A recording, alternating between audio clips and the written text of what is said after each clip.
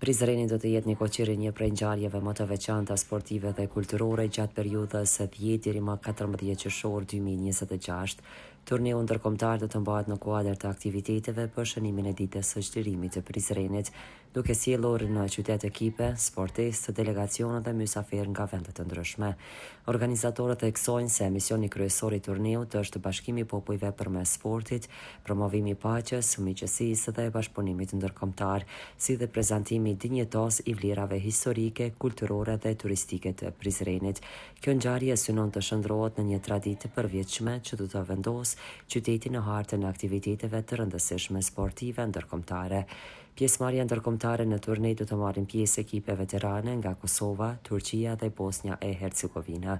Nga Turqia pritet pjesëmarrje e 5 ekipeve, ndërsa një nga mysafirët më të veçantë do të jetë ekipi i futbollit i Parlamentit të Turqisë, i përbërë nga deputetë dhe politikanë turq. Prania atyre konsiderohet një shembull i diplomacisë sportive dhe forcimit të marrëdhënieve vllazërore ndërmjet të Kosovës dhe Turqisë.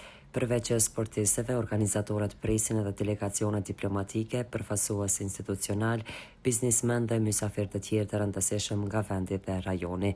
Kontributi në ekonomi dhe turizëm, sipas organizatorëve, ardha e më shumë se 250 futbollistëve dhe delegacioneve të tyre do të ndikojë drejt për drejt në rritjen e turizmit dhe zhvillimit ekonomik lokal.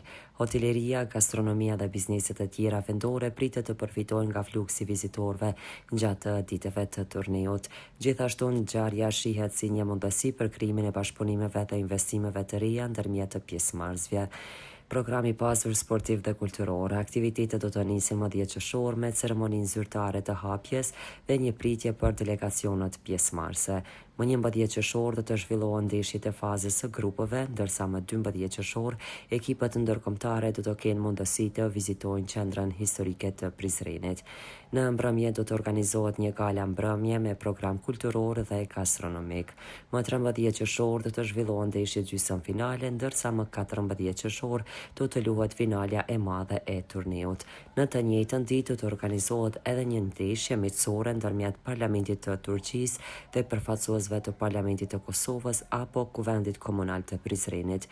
Prizreni, qytet i sportit dhe i miqësisë. Përmes kësaj ngjarjeje, organizatorët synojnë të promovojnë Prizrenin si qytet të sportit, kulturës dhe mikpritjes, duke kombinuar historinë, traditën dhe sportin në një festival të madh ndërkombëtar.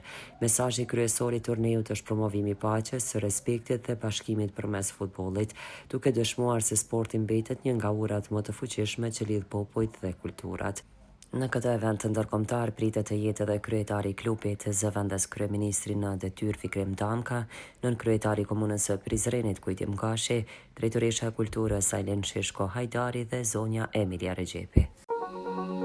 Rizam Holding, fabrika e re e bllokave Izoblok, Krush e vogël. Me Izoblok ndërto dhe për pompa mos harxho. Ndërto me Izoblok të ri, 25.